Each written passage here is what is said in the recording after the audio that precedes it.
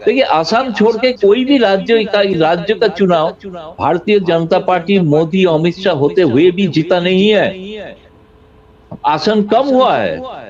इसका कारण ये, आप अगर इसी से आप नतीजा ले लेंगे कि इसी हिसाब से लोकसभा का नतीजा होगा, ये बोलना मुश्किल है। बात यह है कि नहीं हाँ, नाराजगी नहीं दिखाई दे रहा है, लोगों गौतम का जी, ये सवाल नाराजगी मैं है। इसलिए उठा रहा हूँ, हाँ, इसलिए उठा रहा हूँ कि जिस तरह से बीजेपी को कमजोर कर रही है तृणमूल कांग्रेस, टीएमसी। उसका हाँ, क्या असर पड़ेगा? देखिए उसका फिलहाल असर क्या आज मैं पड़ेगा? बोलता हूं कि अगर आज लोकसभा स्नैप पोल हो जाए तो बीजेपी 18 से 5 में आ जाएंगे, ये कोई संदेह नहीं। लेकिन 24 अभी बाकी है, बीच में बहुत सारे घटना हो सकता है। लेकिन जो मनोबल, ममता बनर्जी का स्ट्रैटेजी जो है, जो बीजेपी देखिए नॉर्थ बंगाल से भी लीडर ज्वाइन कर रहा है। भले ही बीजेपी से अभी तक गया नहीं, तीनों कूच बिहार का कुछ जो लोगों का बीजेपी विधायक का नाम चल रहा है, अब कुछ ही दिन बाद सुनेंगे कि वो ज्वाइन कर रहा है।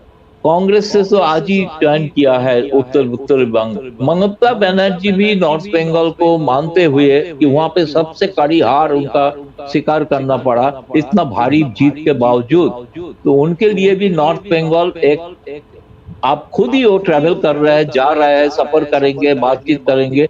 उसका लक्ष्य है कैसे नॉर्थ बंगाल से बीजेपी को कमजोर किया जाए। और दूसरी बात यह है कि इसी के कारण ही बीजेपी ने नॉर्थ बंगाल से ही उनका सभापति चुने हैं। ये बात सुनी है कि कांग्रेस में एक बार से बरकत गनी खान चौधरी नहीं, प्रियरंजन दास मुंशी भी नॉर्थ बंगाल से ही आते थे, वो भी वहां का सभापति बने थे। तो ऐसे नहीं है कि कम्युनिस्ट पार्टी में शायद नहीं हुआ है, लेकिन बाकी पार्टियों में हुआ है नॉर्थ बंगाल से। बीजेपी पहली बार नॉर्थ बंगाल से लीडर चुन रहे हैं। आप तपन सिकदार जो नेता थे वो मालदा से होते थे। तो ऐसे ऐसे नहीं है कि कोई फर्स्ट टाइम हो रहा है, ये ट्रेडिशन रहा है। तो इसलिए ये कोशिश है कि संघ का वोट, जैसे मैं सहमत हूँ सर्जना जी से कि संघ का जो वोट है, संघ का जो लोग जो नाराज हुए थे, उसको खुश करने के लिए दिलीप घोष को बलि का बकरा बना के एक मैसेज देने का कोशिश है। एक्चुअली तो जिम्मेवारी तो केंद्रीय नेतृत्व को भी लेना चाहिए हार का। उन्होंने ही तो सुबह शाम प्रचार कर रहे थे। कोई एक नेता बता दीजिए दिल्ली का जो गया नहीं है बंगाल में। प्रधानमंत्री इतने सभा किया एक विधानसभा चुनाव के लिए। कभी मैं 40 साल पत्रकारिता में हूं, मैं इंदिरा गांधी को कभी देखा नहीं ऐसे करने के लिए, ना तो राजीव गांधी। एक पहले प्रधानमंत्री जो 40 सभा कर रहा है, इतना स्टेक हाई है। अमित शाह गृह मंत्री, वो कितना दिन वहां पे पड़े रहे हैं। जेपी नड्डा पार्टी प्रेसिडेंट, अध्यक्ष, सारे केंद्रीय मंत्रिमंडल। आप बोलिए चुनाव के बाद किसने किया है? चुनाव के बाद कौन गया है वहां पे? तो कार्यकर्ता का मनोबल तो गिरेगा ना, तो गिरेगा। वो रोकने के लिए एक कोशिश है। ये मजूमदार अध्यापक बहुत ही यंग है, पढ़ा लिखा आदमी है। कोई बात सच है, दिलीप घोष से ज्यादा एकेडमिक है, ये बात सच है। लेकिन दिलीप घोष जमीन का आदमी है। मेरे ख्याल में लगता है जो सर्जना जी ने कहा बहुत पहले से तय था। सबसे पहले डिमांड उठाया था 3 साल पहले बाबुल सुप्रियो, मैं उनके साथ विदेश सफर किया एक साथ, और उस समय वो कहा कि मैंने चिट्ठी देके आया हूं कि दिलीप घोष को हटाइए, नहीं तो बंगाल में बीजेपी हारेगा। तो एक्चुअली मैं बोलूंगा आज जो नतीजा हुआ, ये बाबुल का जीत हुई, दिलीप घोष का हार हुई। क्योंकि बाबुल को पता था कि दिलीप घोष रहते हुए बीजेपी कुछ नहीं कर पाएगा। जी गौतम जी, मैं अंत में आपके पास आ रहा हूँ। मैं ये जानना चाहता हूँ कि ये जो भी प्रक्रिया हो रही है चुनाव के बाद से अब तक, बीजेपी आपको कितनी कमजोर लग रही है?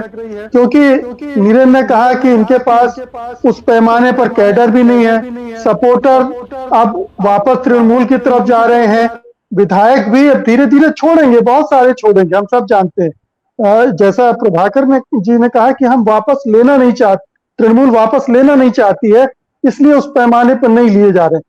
लेकिन ये कमजोरी बढ़ती जाएगी तो क्या आपको लगता है कि वापस बीजेपी वहीं पहुंच रही है जहां से शुरू किया था इस चुनाव के पहले?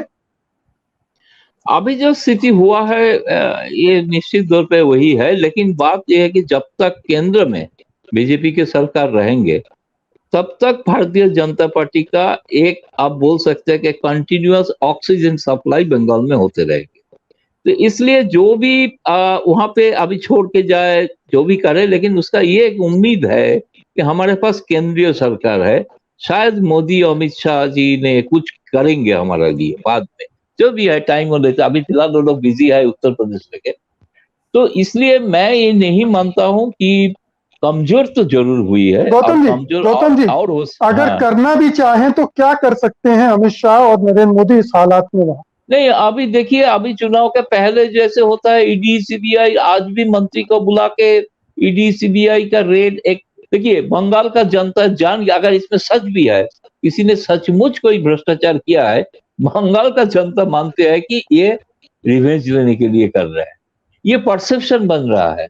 ये सोचना चाहिए बीजेपी को कि आप भले ही ईडी है, हो सकता है कि सही काम कर रहा है, लेकिन परसेप्शन बन गया कि इस एक भी बीजेपी नेता को, मैं तो बहुत ही बधाई देता हूँ भारतीय जनता पार्टी पश्चिम बंगाल इकाई को, एक भी भ्रष्टाचारी नेता नहीं है, क्योंकि किसी के ऊपर ईडी सीबीआई आज तक गए, सब जा रहा है ऑपोजिशन के ऊपर, सारे भ्रष्ट है ऑपोजिशन। एक भी, ये बहुत बधाई देना चाहिए बीजेपी को, एक भी भ्रष्ट नेता नहीं मिला, क्योंकि किसी के पास सीबीआई ईडी नहीं है, लेकिन परसेप्शन गांव में लोग जानते हैं वो बीजेपी नेता जो गाय तस्करी में भी इन्वॉल्व है, वो गांव का लोगों का पता है कौन है, उसका नाम क्या है, सब जानते हैं। जानते नहीं है ऐसे, अगर इस तरीके से सोचेंगे कि जनता कुछ नहीं समझते है, तो रिजल्ट आपको तो ऐसे ही होंगे, 77 से 7 में आ सकते हैं। लेकिन बात है कि आप सचमुच संजना जी सही कहा, बंगाल को एक स्ट्रेट जैकेट में देख रहे थे, वो सोचा ही नहीं गया था कि ऐसे बंगाल का जनता, हर प्रांत का अलग अलग बात है, जैसे बिहार यूपी का है, केरल का अलग है, तमिलनाडु का अलग है, बंगाल का भी एक अलग पहचान है और अलग साइकी है, उसको समझना चाहिए। उसमें आप रविंद्रनाथ बन के वोट नहीं मिल सकते आप, है ना, आप नेताजी बन जाइए ना, फिर भी नहीं मिलेगा वोट, तो कैसे मिलेगा? अब श्यामा प्रसाद मुखर्जी कर नहीं पाया बंगाल में, पहले तो ये सोचो, वो तो सबसे टावरिंग लीडर थे, क्यों नहीं कर पाया? कारण क्या है कि बंगाली बाय एंड लार्ज, अब माने माने और ना माने, ये अंदर से पैदा होते ही एक ना रेवोल्यूशनरी हो जाता है, शायद उसलिए हिंसा भी ज्यादा होता है, हो सकता है, मुझे पता नहीं, इसमें तो सोशियोलॉजिस्ट लोगों को देखना चाहिए बंगाल में हिंसा क्यों ज्यादा होता है। मेरे ख्याल में तो ऋषि अरविंद तो बाद में ऋषि बने, पहले तो बम फेंका ना। सत्य हिंदी का ऐप डाउनलोड करें गूगल प्ले स्टोर पर।